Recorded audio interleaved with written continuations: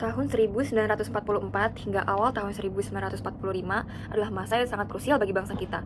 Bayangin, pada saat itu kita ada di kondisi di mana rakyat Indonesia hidup dalam himpitan ekonomi yang mencekik akibat kebijakan Romusha. Selain itu, hasil bumi kita pun dirampas demi kepentingan perang Jepang.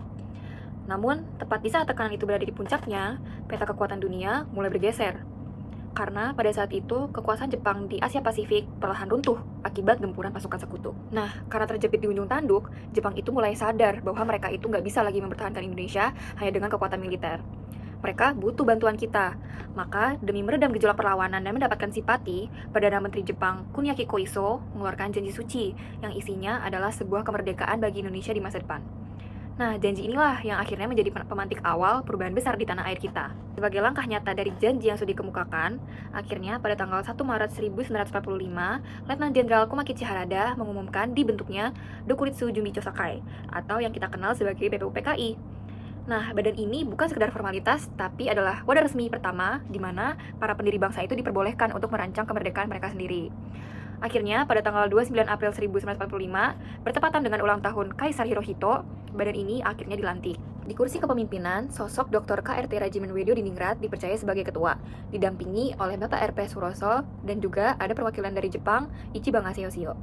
Di hadapan mereka bergabunglah 67 tokoh bangsa yang terbaik, termasuk juga Bapak Soekarno dan juga Muhatta yang memikul tanggung jawab yang luar biasa besar. Nah, tugas mereka di sini itu sebenarnya cukup mendasar, yaitu menyelidiki dan menyusut segala hal yang dibutuhkan untuk mendirikan sebuah negara. Mulai dari mencari dasar filosofis sebuah negara, menentukan wilayahnya, hingga merancang undang-undang. Disinilah, di tengah puing-puing Perang Dunia, Fondasi Indonesia Merdeka mulai diletakkan. BPUPKI bukan hanya sebuah badan penyelidik, tapi jadi batu pertama dari bangunan besar bernama Republik Indonesia.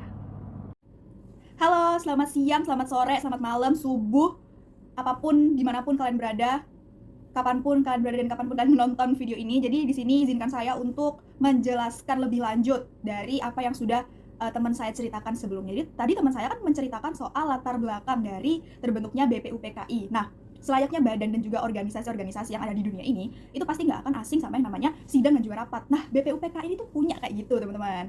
Jadi, basically, BPUPKI ini tuh melaksanakan 2 kali sidang dalam masa terbentuknya itu. Nah, sidang yang pertama ini adalah yang bakal saya jelaskan. Sidang pertama ini dimulai pada tanggal 29 Mei sampai 1 Juni 1945 dengan tujuan membahas mengenai bentuk dan juga dasar negara. Jadi umumnya kita mau membangun sesuatu itu kan harus ada fondasinya, harus ada fundamentalnya. Nah, di sini BPUPKI itu ngebahas soal hal itu. Biar nantinya pada saat negara terbentuk itu udah settle gitu, udah kayak nggak ada hal yang bisa menghancurkan negara ini lagi kayak gitu. Nah, dari range 4 tanggal itu, 29 Mei, 30 Mei, 31 Mei, dan juga 1 Juni, itu ada 3 tanggal penting, 3 tanggal ikonik, yaitu di tanggal 29 Mei, 31 Mei, dan juga 1 Mei. 1 Juni. Nah, kenapa 3 tanggal itu penting adalah karena di 3 tanggal ini tuh ada 3 tokoh penting yang menyuarakan pendapatnya terkait dasar negara dan juga bentuk negara itu sendiri. Nah, 3 tokoh penting itu siapa aja sih? Nah, yang pertama ada Muhammad Yamin yang mengemukakan pendapatnya tentang dasar negara pada tanggal 29 Mei tahun 1945.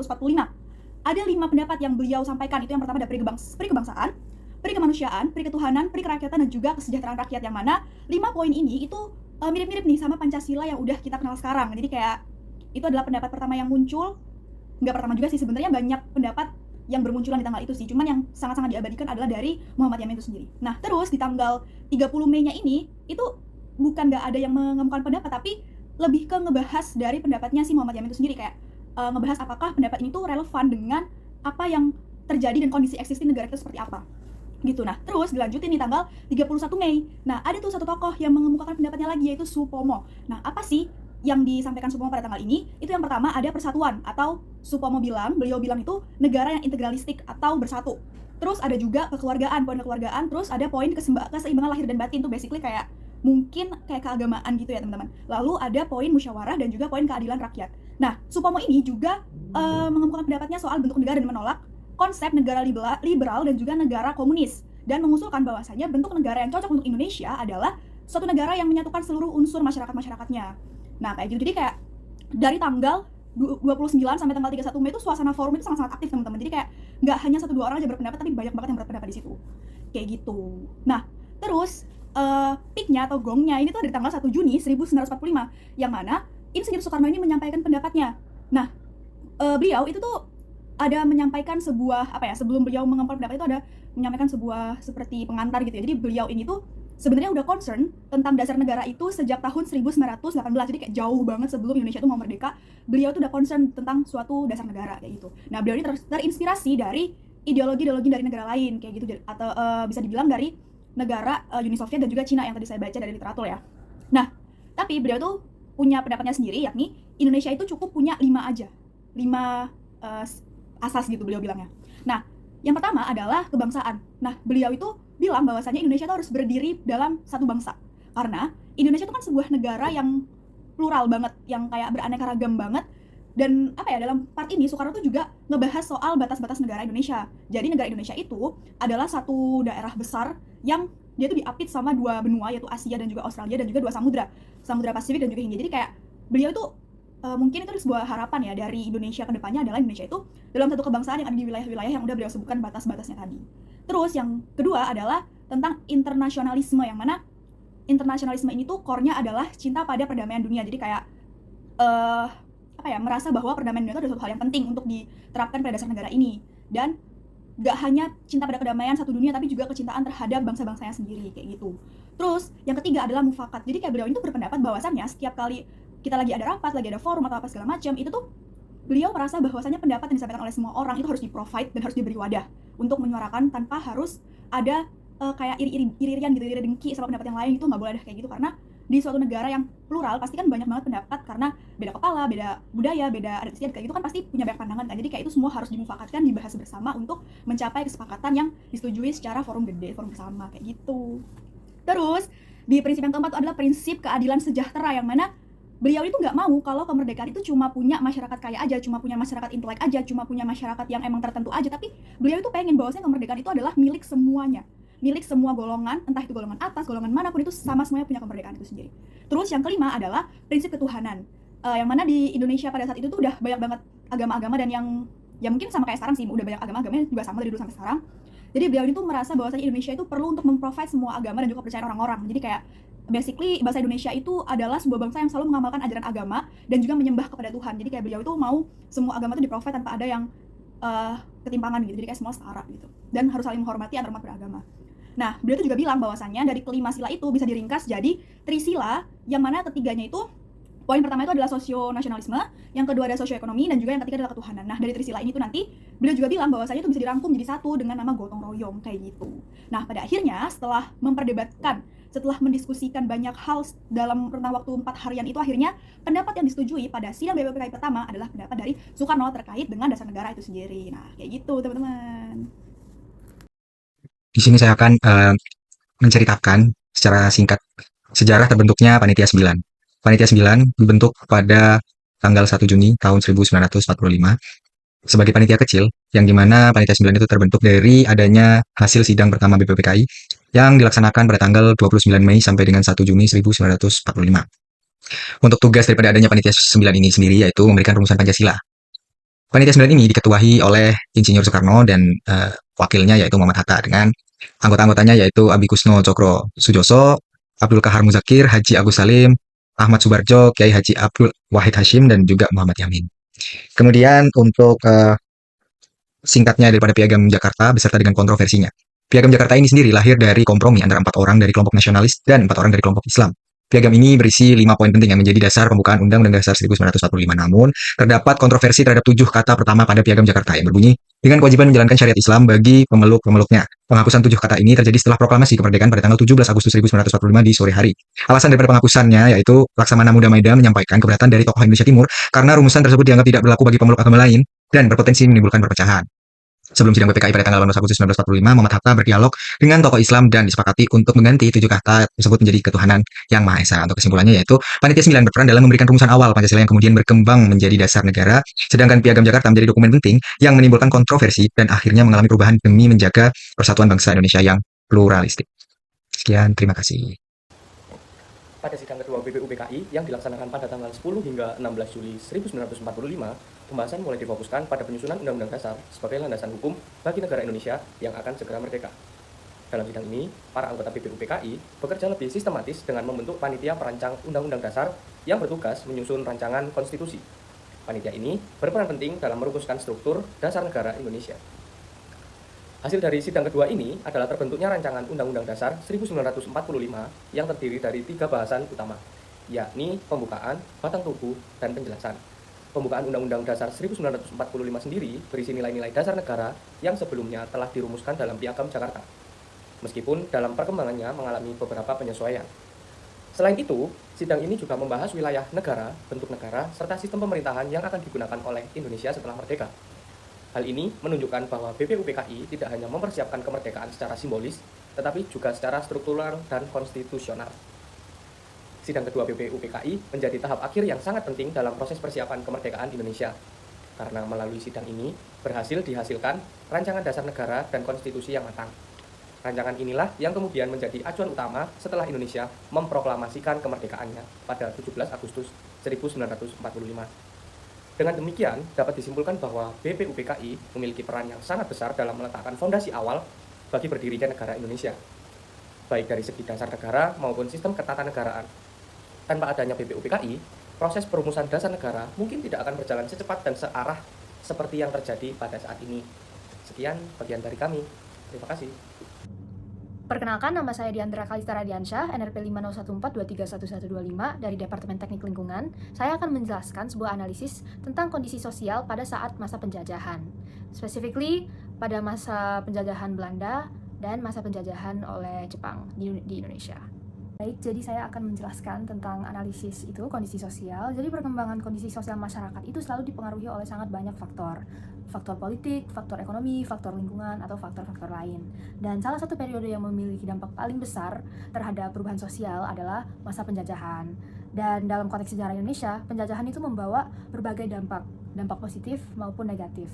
Dikarenakan itu mempengaruhi struktur sosial, budaya, dan ekonomi masyarakat yang terjajah. Dan sejarah itu menunjukkan bahwa kekuatan kolonial seringkali menggunakan berbagai kebijakan yang secara langsung maupun tidak langsung mengubah tatanan sosial masyarakat setempat. Dan perubahan ini tuh tidak hanya terbatas pada aspek material seperti ekonomi, tetapi juga mencakup perubahan budaya dan pola interaksi sosial yang bertahan hingga periode pasca penjajahan. Kondisi sosial masyarakat Indonesia pada masa penjajahan oleh Belanda dan Jepang itu ditandai oleh ketimpangan dan penindasan yang sangat kuat. Masyarakat dibagi menjadi kasta-kasta atau stratifikasi yang sangat jelas, di mana orang-orang pribumi itu adalah di kasta paling rendah, dan kasta paling tinggi itu terisi oleh orang Eropa, dan dengan kasta-kasta yang di tengah isinya itu orang-orang Cina atau Timur Tengah. Dan dalam kehidupan sehari-hari, rakyat pribumi itu mengalami berbagai bentuk diskriminasi, baik dalam bidang hukum, pendidikan, maupun ekonomi. Pada masa berlakunya Kulturstelsel, masyarakat dipaksa menanam tanaman ekspor untuk kepentingan kolonial sehingga menyebabkan penderitaan, kemiskinan, bahkan kelaparan. Kondisi ini semakin berat pada masa penduduknya Jepang, ketika banyak rakyat dipaksa menjadi romusha atau kerja paksa, dengan kondisi yang sangat buruk. Selain itu, akses pendidikan itu sangat terbatas, dan hanya dikasih akses ke kelompok-kelompok tertentu, sehingga mayoritas rakyat itu tetap dalam kondisi yang kurang terdidik. Struktur sosial tradisional juga mengalami perubahan karena penjajah memanfaatkan elit lokal seperti priai sebagai perantara kekuasaan yang seringkali menciptakan jarak dengan rakyat. Meskipun demikian, tekanan sosial ini justru mendorong munculnya kesadaran nasional yang ditandai dengan lahirnya organisasi-organisasi pergerakan atau dari tokoh-tokoh nasional. Kemudian pembahasan selanjutnya yakni analisis sosial terkait perbedaan pendapat antar tokoh pada perumusan Pancasila. Dalam proses perumusannya pada sidang BPUPKI, sebenarnya terjadi banyak perbedaan pendapat antar tokoh seperti Soekarno, Muhammad Yamin, dan Supomo. Mereka punya latar belakang pemikiran dan kepentingan yang berbeda-beda. Hal ini wajar teman-teman, karena kondisi masyarakat Indonesia pada saat itu memang sangat beragam, baik dari segi agama, budaya, maupun nilai sosial. Kalau dilihat dari sisi analisis sosial, perbedaan ini menunjukkan adanya interaksi antar kelompok dengan kepentingan yang berbeda-beda. Tapi yang menarik, perbedaan tersebut tidak berujung konflik loh, melainkan menghasilkan kompromi. Para tokoh lebih mengutamakan persatuan dibanding kepentingan golongan masing-masing. Hal ini terlihat jelas dalam perubahan rumusan pada Piagam Jakarta, khususnya pada sila pertama, yang awalnya berbunyi ketuhanan dengan kewajiban menjalankan syariat Islam bagi pemeluknya, diubah menjadi ketuhanan yang Maha Esa. Perubahan tersebut merupakan bentuk negosiasi sosial agar dasar negara bisa diterima oleh seluruh masyarakat Indonesia. Jika dikaitkan dengan kondisi saat ini, hal ini menjadi pelajaran bahwa perbedaan pendapat seharusnya dapat diselesaikan melalui dialog dan musyawarah, bukan justru memperbesar konflik. Jadi, dari sini kita bisa lihat bahwa nilai kompromi dan toleransi sudah menjadi bagian penting sejak awal pembentukan bangsa. Perkenalkan, saya Anin Aulia dengan NRP 50162310003 dari Prodi Teknik Geomatika akan menjelaskan mengenai sejarah Pancasila.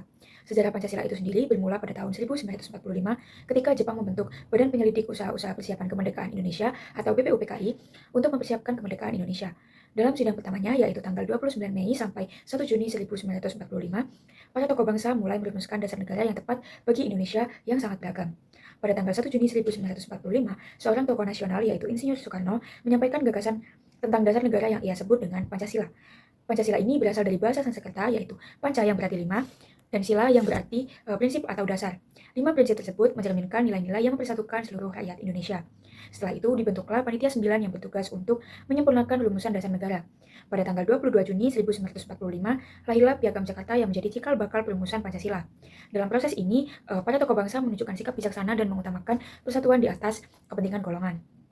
Puncaknya terjadi pada tanggal 18 Agustus 1945 atau sehari setelah Indonesia memproklamasikan kemerdekaannya melalui peristiwa proklamasi kemerdekaan Indonesia.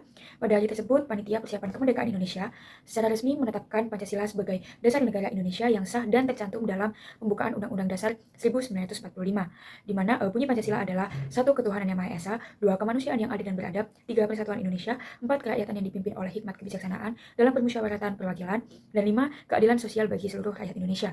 Sejak saat itu, Pancasila bukan hanya menjadi dasar negara, tetapi juga menjadi pedoman hidup bagi seluruh rakyat Indonesia dalam berbangsa dan bernegara. Nilai-nilai ini terkandung di dalamnya mencerminkan semangat gotong royong, toleransi, keadilan, dan persatuan. Di mana hingga saat ini, Pancasila tetap relevan sebagai ideologi bangsa Indonesia di tengah berbagai tantangan zaman. Dan Pancasila bukan sekedar sejarah, tetapi juga arah dan tujuan bagi masa depan bangsa Indonesia. Terima kasih. Nah, kalau kita lihat, Pancasila itu nggak cuma punya sejarah penting di zaman dahulu, tetapi mempunyai dampak besar hingga sekarang. Indonesia sendiri kan terdiri dari berbagai banyak perbedaan, mulai dari suku, agama, dan budaya. Nah, Pancasila sendiri hadir sebagai alat yang satu, supaya kita semua masyarakat Indonesia kita bisa berdampingan tanpa terpecah. Salah satu dampak paling keras dari munculnya Pancasila adalah pada rasa persatuan. Seperti disebutkan pada sila ketiga Pancasila, yaitu persatuan Indonesia, masyarakat Indonesia diajak untuk lebih mengutamakan kepentingan bersama dibanding kepentingan pribadi atau golongan. Selain itu, Pancasila juga membentuk cara kita bersikap pada sesama, misalnya lewat nilai kemanusiaan yang disebutkan dinilai ke dua Pancasila. Misalnya kita diajarkan untuk saling menghargai, menghormati, dan nggak membeda-bedakan orang lain. Dan cuma itu, dalam kehidupan sehari-hari, Pancasila juga ngajarin kita untuk menyelesaikan masalah lewat musyawarah, bukan dengan konflik. Ini yang membuat budaya diskusi dan kompromi menjadi penting di masyarakat Indonesia. Tapi kalau dilihat sekarang, realitanya belum sepenuhnya sesuai. Masih ada konflik, intoleransi, dan ketidakadilan. Artinya, tantangan itu bukan di Pancasilanya, tetapi di bagaimana kita mengimplementasikan nilai-nilai yang ada dalam Pancasila. Bisa disimpulkan bahwa Pancasila punya peran besar dalam membentuk masyarakat Indonesia yang beragam menjadi tetap satu. Tinggal bagaimana kita sendiri sebagai generasi sekarang benar-benar menghidupkan nilai-nilai itu di dalam kehidupan sehari-hari kita. Perkenalkan, nama saya Brita Mandi Darmawan, NRP 5001231120 asal Departemen Teknik Lingkungan.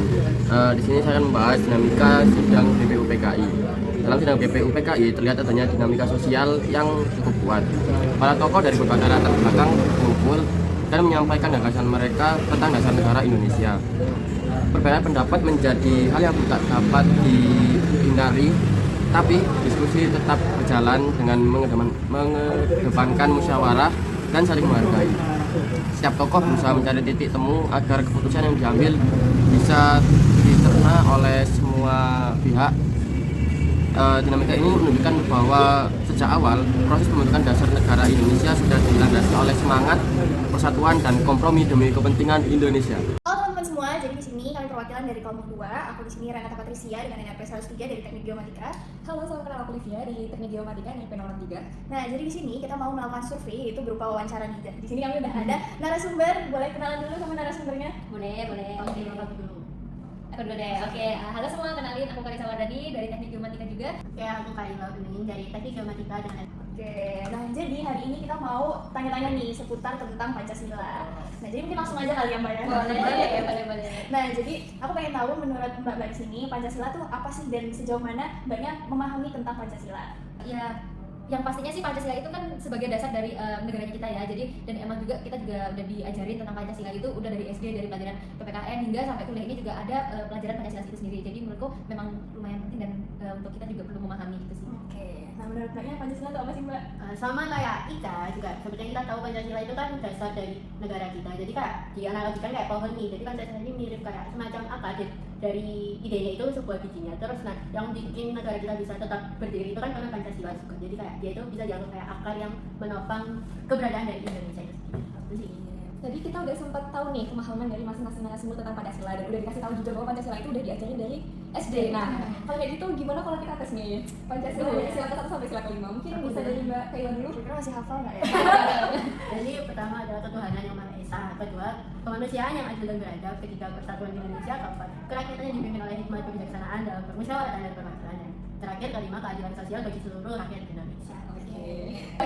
Ternyata dari SD sampai sekarang masih hafal ya. Enggak cuma dihafal doang, tapi kita juga perlu memahami pentingnya Pancasila itu sendiri. Nah, tadi kan Mbak-mbaknya di sini sudah menyebutkan nih 5 sila dari Pancasila itu. Nah, sekarang kayak penasaran nih Mbak. Mbaknya tahu gak sih sejarah lahirnya dari Pancasila? Shortnya ya, shortnya tuh yang aku tahu tuh pasti kita kan setiap 1 Juni, ya 1 Juni itu kan ada yang namanya Hari Pancasila. Jadi historinya itu 1 Juni 1945 itu ada rapat BPU PKI. Nah, dan di situ BPU PKI-nya itu merumuskan dasar Pancasila tersebut, yaitu ya dari Pancasila itu.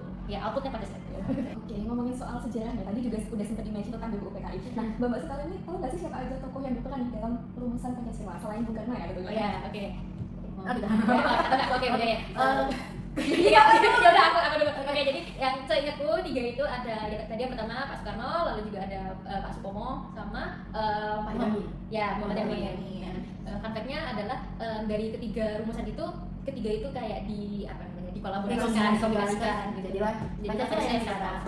Oke, keren banget. Jadi ada 3 perumus ya Mbak tentang Pancasila itu. Oke, sekian pertanyaan dari kami. Untuk pertanyaan selanjutnya akan dilanjutkan oleh teman kami. Bye-bye. Dadah. Halo, aku Aisy Rizky Maulina dengan NRP 501423174 dari Teknik Lingkungan. Di sini aku mau lanjutin pertanyaan survei dari teman-temanku di video sebelumnya. Oke, langsung aja ke pertanyaan pertama. Kalian pernah dengar nggak sih soal Piagam Jakarta itu? Kira-kira kalian tahu nggak itu apa dan nyambungnya ke Pancasila itu gimana? Oke, mungkin sebelum aku jawab izin perkenalan juga. Kenalin aku Muhammad Reza dengan NRP 50142311098 dari Departemen Teknik Lingkungan. Mungkin langsung jawab aja. Sebenarnya pernah dengar atau nggak terkait Piagam Jakarta itu? Sebenarnya kita semua pernah dengar ya, kayak kita udah diajarin di SD juga. Dan apa itu Piagam Jakarta dan kaitannya dengan Pancasila itu seperti apa? Menurutku itu bisa dijawab dengan satu jawaban.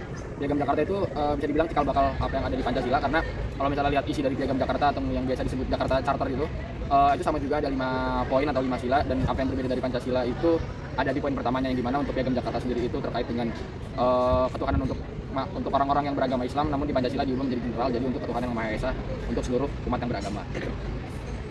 Oke, kalau dari aku kenalin aku Kevin Mawan dari Departemen Lingkungan Angkatan 2023. Menurut aku sebenarnya sama, cuman Piagam Jakarta ini merupakan yang nantinya akan hasilnya menjadi dari pembukaan dari PUD Pancasila 1945.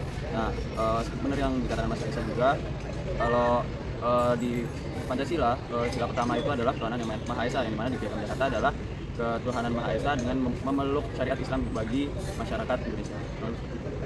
Oke, terima kasih teman-teman buat jawabannya. Mungkin langsung aja ke pertanyaan selanjutnya. Menurut kalian nih, nilai-nilai Pancasila itu udah beneran diterapin nggak sih di kehidupan masyarakat buat sehari-hari?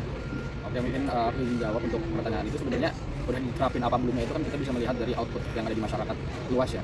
Dan kalau misalnya kita bercermin ke masyarakat luas, menurutku itu belum sepenuhnya diterapkan. Mungkin ada beberapa yang menerapkannya, cuman untuk saat ini, untuk kondisi sekarang mungkin nggak bisa dibilang udah menerapkan semuanya gitu.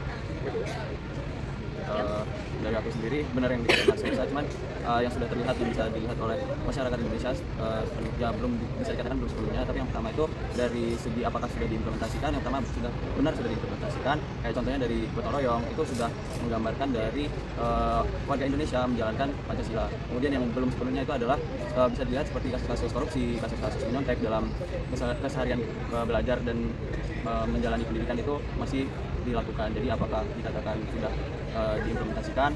Jawabannya belum sepenuhnya. Saya terima kasih. Mungkin pertanyaan selanjutnya akan dilanjutkan oleh teman saya.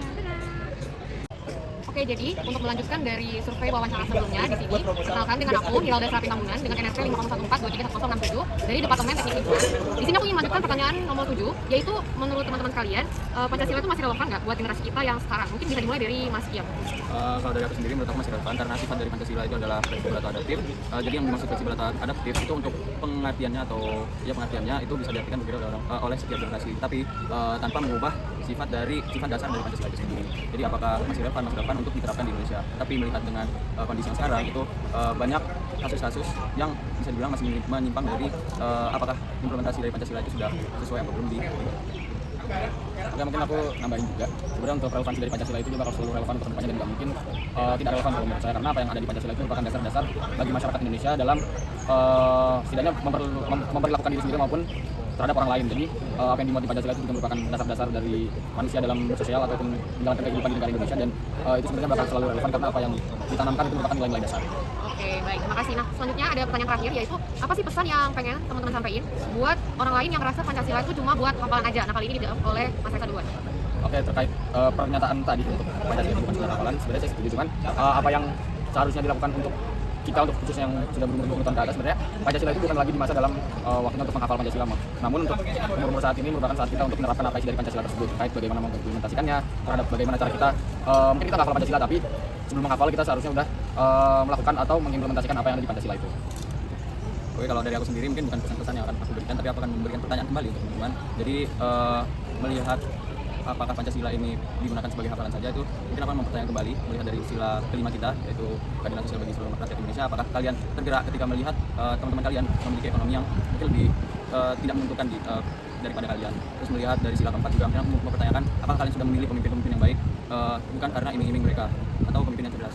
Terus mungkin aku contohnya ke sila yang pertama, apakah kalian itu sudah bebas untuk beribadah menurut kepercayaan kalian masing-masing? Baik, terima kasih kepada Mas Diam dan Mas Reza telah membantu dalam wawancara pada kelompok Pancasila yang 2. Terima kasih. Bye.